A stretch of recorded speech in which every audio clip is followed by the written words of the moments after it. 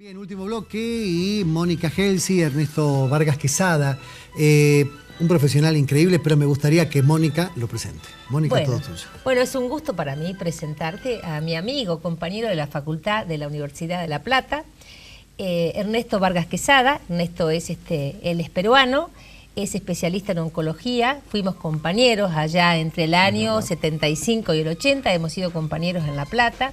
Así que bueno, y él ya me debía la visita, él no conocía Salta. Entonces digo, bueno, me dice, voy a visitarte y bueno, justo me llamaste para el programa y digo, ¿qué? Justo. Listo, perfecto. Siempre entonces, te traigo gente interesante. ¿Te das cuenta? Sí, por supuesto que sí, sí, es real. Tendrías que estar de productora del programa, en la parte de salud por lo menos. Ernesto, un verdadero placer que estés acá compartiendo televisión con nosotros. Bueno, muchísimas gracias a ti, Jorge, por la invitación. A Mónica por esta sorpresa que acabo de bajar del avión hace un par de horas y ya estoy nuevamente acá, ya estoy en la tele. Está muy bueno esto. Claro, vos sos un especialista en oncología y cuando uno dice oncología dice cáncer, y cuando uno dice cáncer de alguna manera es como hablar de muerte. Es porque uno se quedó con lo que era cáncer en otra época. Porque hoy cáncer ya no es sinónimo de muerte, pero sigue siendo una de las palabras más fuertes que hay en la medicina. Cuando vos vas a buscar un diagnóstico y te dicen como te lo quieran pintar, de la manera que te lo quieran pintar, pero es cáncer, vos como que te sentís sacudido de alguna forma.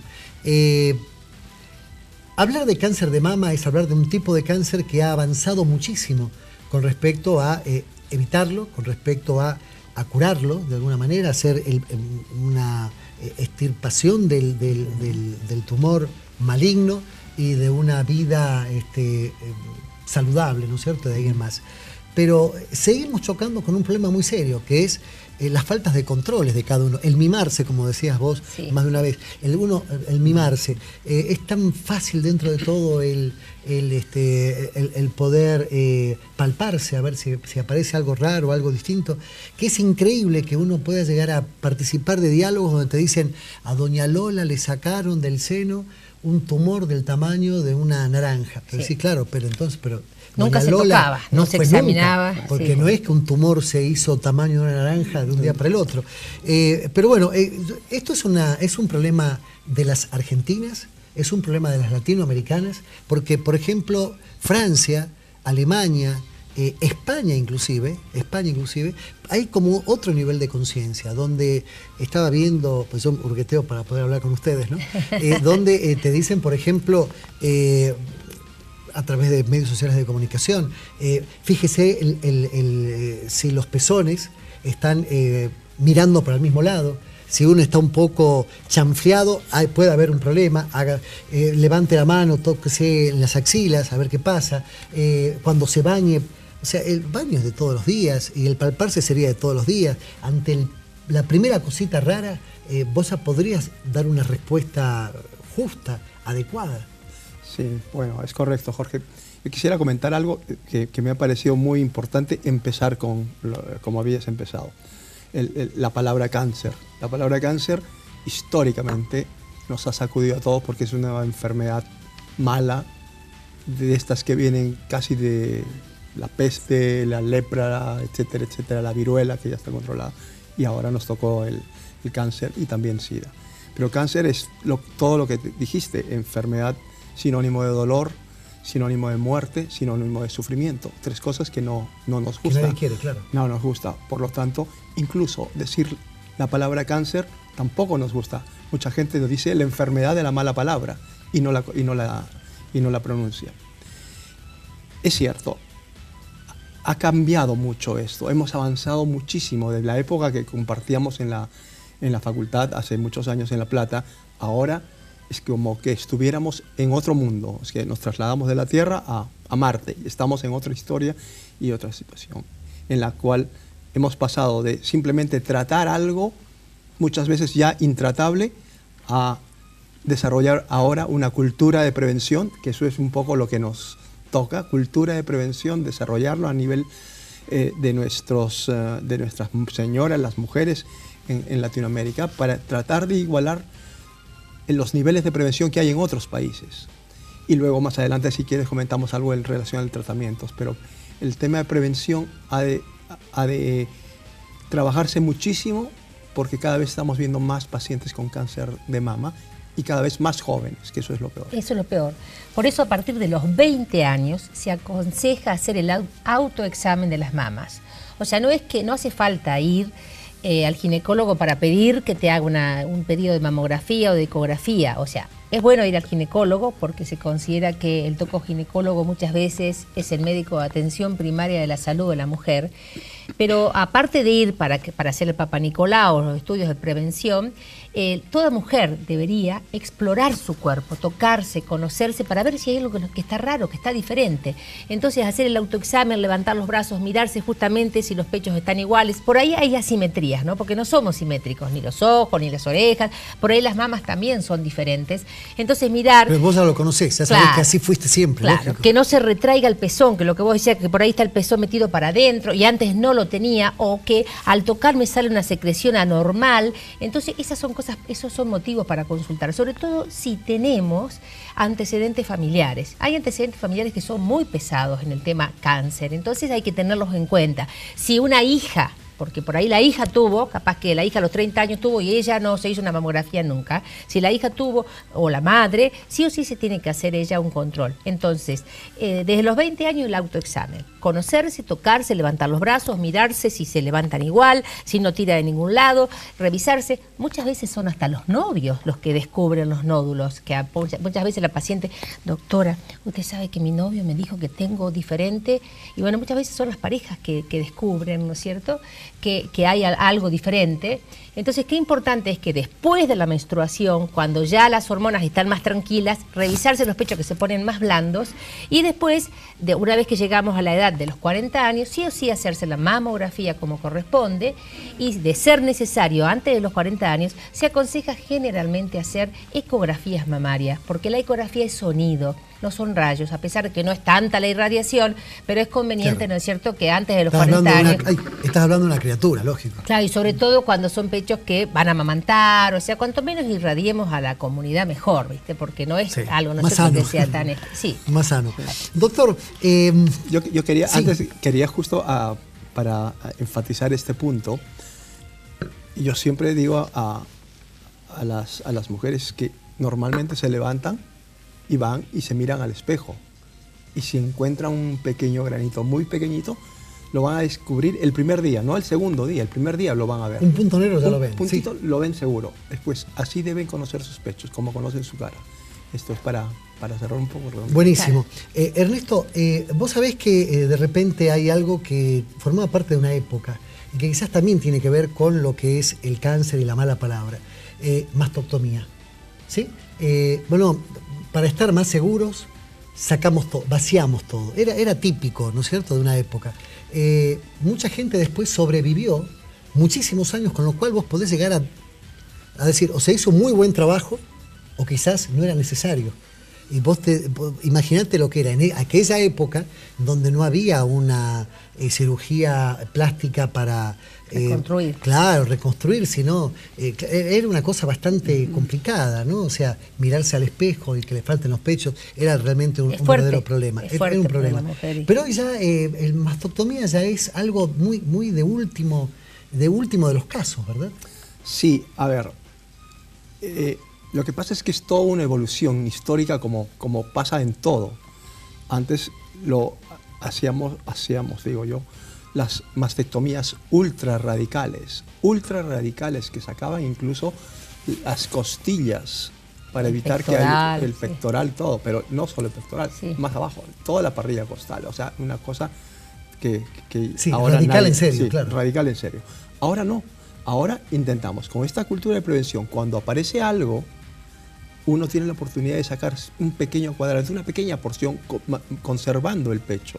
O sea, no lo pierde y después un poco de radiación probablemente, y ahí se acaba todo. Y a veces ni siquiera eso, con una cirugía es suficiente. Entonces, hemos llegado a un nivel en que ya conservamos el pecho, ya ahora las personas cuando llegan, de acuerdo al tamaño, porque esto es el tamaño, no es lo mismo hablar de una lesión que mide 8 milímetros, 10 milímetros, que una que mide 4 centímetros. Es totalmente diferente. El abordaje es diferente, por eso es re importante. Y yo justo quiero poner un paréntesis, porque Esto también del autoexamen es válido, es muy bueno y esto nadie lo va a reemplazar.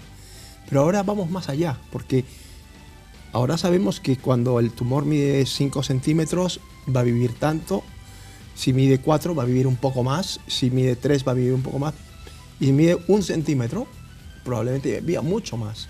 Pero con la mamografía, ahora que ya tenemos, ya no lo descubrimos lesiones palpables, o sea, ya las manos no son capaces de palpar, sino vamos a encontrar cosas microscópicas que se ven en mamografía, se saca esa parte que está maligna y la paciente está curada. Y no lo hemos palpado siquiera, y la paciente no lo ha palpado y tampoco el novio. Entonces, estamos en una etapa en que estamos diagnosticando muy precozmente estas lesiones. Ahora, el tema de edades, porque por ejemplo, yo me acuerdo, López Bianchi siempre decía, para tu cumpleaños regalate un Papa Nicolau. Bien, sí. Hay edades donde, claro, las costumbres, las culturas han cambiado también las edades, ¿no? Sí. Por ejemplo, vos recién hablabas de 40 años. Después de los 40 años es adecuado una mamografía. Pero por lo que escuché, quizás hay otras ideas de poder hacer, o que un poco la obligación de hacerlo a edad más temprana. No, sigue teniendo total y absoluta vigencia lo que ha dicho Mónica. No irradiamos a las pacientes cuando son muy jóvenes, la ecografía es un excelente método, porque tampoco es tan frecuente. Pero eso no significa de que no lo encontremos a veces en una persona que tiene 25 años. Sí, se da, sí lo hemos visto, y he visto casos avanzadísimos en gente joven. En gente joven, de 25 años, 28 años, donde uno ni siquiera se plantea a veces la mamografía, porque de verlos ya sabe que es un cáncer y no necesita más nada para comprobarlo. ¿Ustedes saben la cantidad de veces que yo escuché personas que, por ejemplo, de pechos pequeños, y que, bueno, su sueño era tener pechos, según ellos, como la gente?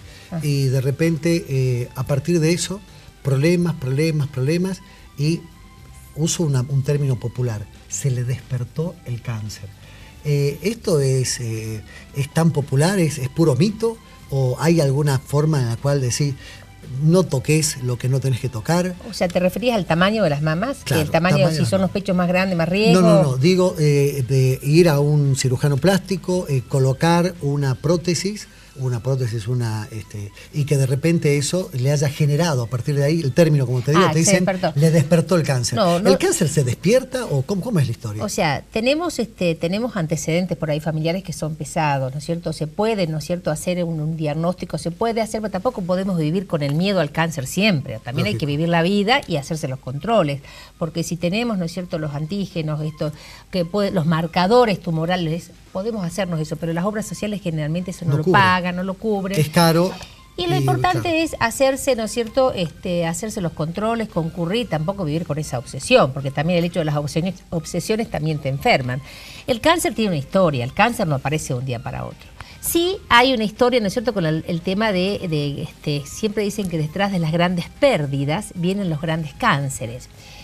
Y esto tiene mucha relación con lo que en alguna oportunidad hemos hablado de la psiconeuroinmunoendocrinología, que es lo que es la homeostasis, el equilibrio corporal, el equilibrio del ser humano que lo mantiene de pie. Claro. Bien, equilibrado, a pesar de los embates de la vida en las distintas esferas. Primero curás tu espíritu y luego curás el cuerpo. Claro, entonces por ahí pasa que tenemos un bajón, ¿no es cierto?, por alguna circunstancia, un bajón, y aparecen...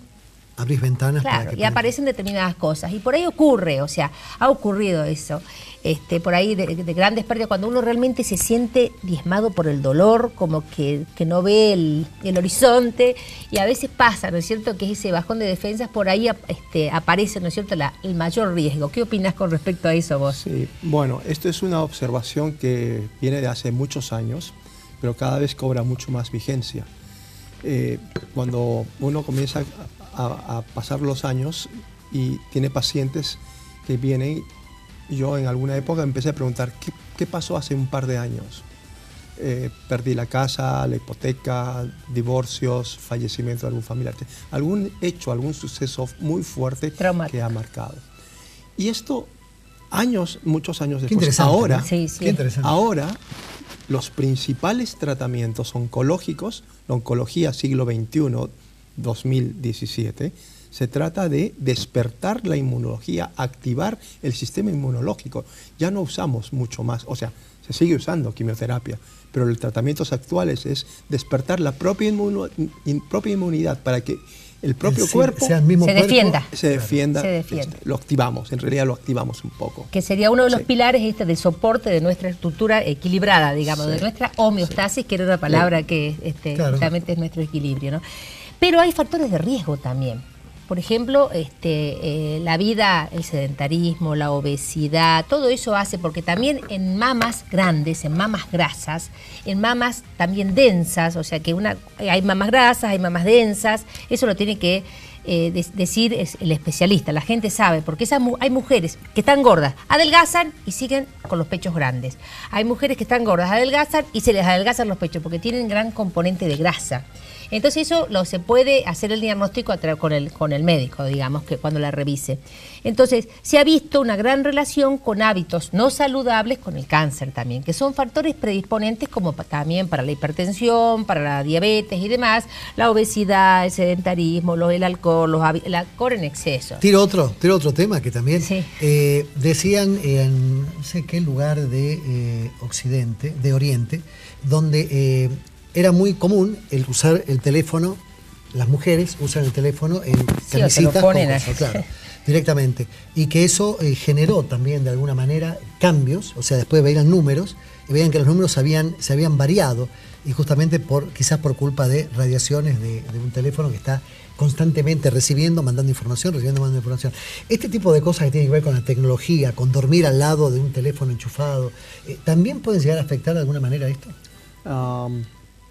Hay muchos que pensamos que sí, pero lo que pasa es que no tenemos todavía algún ¿Pruebas científicas? estudio Evidencia científico y una científica. evidencia que nos demuestre claramente. Ahora, un artefacto de estos emite ondas de radiofrecuencia que no sabemos totalmente qué es lo que está pasando.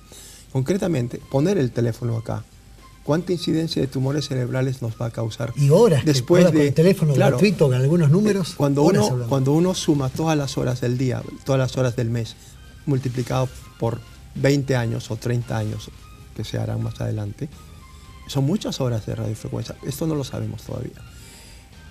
Sí hay alarmas de las sociedades, etcétera, de cardiología. No hay que llevar el teléfono móvil aquí, no hay que hablar mucho o usar mejor un Auriculares auricular, o un uno de altavoz, estos. o un altavoz, sí. Porque ya hay alarmas. Entonces hay que esperar un poco que maduren los datos de esto, que se terminen en los estudios epidemiológicos, estadísticos, para sentar las bases definitivas. Esto no lo podemos largar de Sí, a mí entrada me pareció porque causaría esto. muy raro, por ejemplo, en Estados Unidos no te venden un teléfono y te ponen, por ejemplo, que podés filmar bajo del agua, no. El primer dato que te dan es el nivel de frecuencia que larga, que emite. ¿Sí?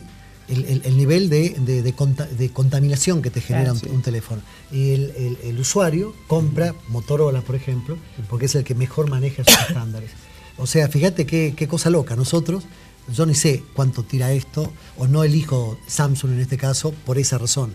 Quizás por peso, por tamaño, por la foto, cantidad Sí. de lo que sea, definición, lo que sea, pero no lo otro. Para ir finalizando, tu visita en Salta, ¿se debe también a algún tipo de trabajo en este mes dedicado al cáncer de mama? Bueno, se debe a trabajo, pero que voy a desarrollar en unas reuniones de trabajo y de coordinación en Buenos Aires a partir del día lunes. Qué bien. Y está relacionado a investigación clínica. La investigación clínica es una de las ramas más apasionantes, más retadoras, porque gracias a la investigación clínica normada, reglada, controlada por las autoridades, por los comités de ética, por todo esto, es lo único que nos permite determinar que hay algo que sea mejor que la aspirina, por ejemplo. Entonces, y lo demostramos científicamente al comparar grupos iguales y que sea válido para todo el mundo. Entonces son estudios globales que tienen poblaciones asiáticas, latinoamericanas, sajonas, europeas, etcétera, y que gracias ahora a Internet podemos tener Un todo, equipo distribuido por el mundo. todo, y además todo tabulado en cuestión de segundos gracias a los ordenadores, y que nos permite sacar conclusiones definitivamente científicas. Y es así como va avanzando la medicina, como va avanzando la oncología.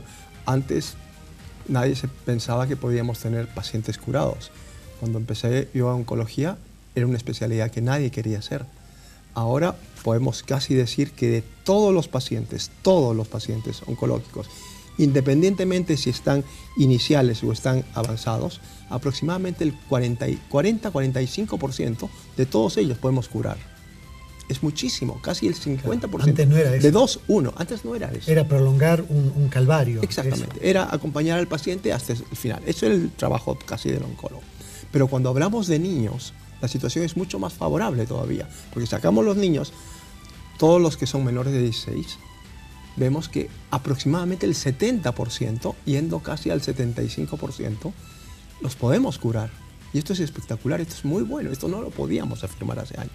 Entonces, la rama que más está avanzando en la medicina actualmente es la oncología. Y esto es bueno porque ya no nos preocupa mucho el tema del SIDA, porque ya lo tenemos muy controlado, capaz que no curado, pero ya la gente vive, hay pastillas y cócteles de fármacos. Exacto. Entre otros, Entre sí, otros, que pueden sí. prolongar y dar calidad de vida. Hay mezclas de 6, 8 fármacos o algo así que permiten a uno vivir casi que una vida normal. En cambio, oncología siempre ha sido un reto y ahora estamos yendo más allá. Y nuestros resultados a veces se cuentan en meses. Mira, ha avanzado de dar 18 meses de vida después del diagnóstico a 24 meses de sobrevida. Entonces, claro, uno dice 6 meses, no es nada. Sí, un 50% más de tiempo. Pero claro. Eso es de pronto la media, porque hay algunos que viven un poco más, otros un poco menos, pero cuando uno lo pone en números grandes de todos los pacientes en el mundo, son muchos. Y uno, claro, uno quiere unos meses más. Y así es como vamos avanzando esto. Qué interesante, es realmente, algo increíble. Es apasionante. Y el cáncer de mama sigue siendo una de las principales causas de muerte de la mujer. Entonces, por eso hay que estar atentos y tenemos que en el mes de octubre, que siempre que es el mes de la madre, hacer... Hasta el 31, claro. Claro, por eso estábamos de rosado, estamos con el logo, ¿no es cierto?, de la prevención del cáncer de mama, a pesar de que hay una cuestión regional acá en el NOA, hay más cáncer de cuello que cáncer de mama. Quizá por el estilo de vida o por la falta, digamos, por la población dispersa que por ahí no accede a hacerse el Papa Nicolau en tiempo y forma. Claro. Entonces, bueno, más o menos está parejo eso. Pero bueno, creo que trabajando en prevención justamente tenemos que hacer más promoción de la salud, que de esa manera invertimos $1, digamos, en prevención y ahorramos 100 en enfermedad. Y aparte dolores de cabeza, sufrimiento, pérdidas familiares, o sea, realmente creo que hay que trabajar, seguir insistiendo. Yo soy una apasionada de la atención primaria de la salud porque justamente trabajamos para preservar la salud, que es el bien más preciado, que como la tenemos generalmente no la cuidamos. Es cierto, es cierto. Mónica, Ernesto, yo les agradezco muchísimo que hayan estado acá conmigo en esta noche de sábado y espero que no sea tu único viaje a Salta. No, pues es el primero. Que no sea el único. Porque, como dicen, que no sea como los circos de pueblo, que hacen debut y despedida. Como son chiquitos, hacen una sola función. Bueno, depende de las invitaciones. No, seguramente vas a aceptarlas porque es muy buena anfitriona. Seguramente que sí. Ernesto, muchísimas gracias. Gracias por tu invitación, y Mónica, Jorge. como siempre, muchísimas gracias. Un gusto. Nosotros nos vamos. El programa a mí me encantó, espero que usted también. De ser así, nos volvemos a encontrar en 7 días, el próximo sábado a las 20:30. Muchísimas gracias. Nos vemos. Chao.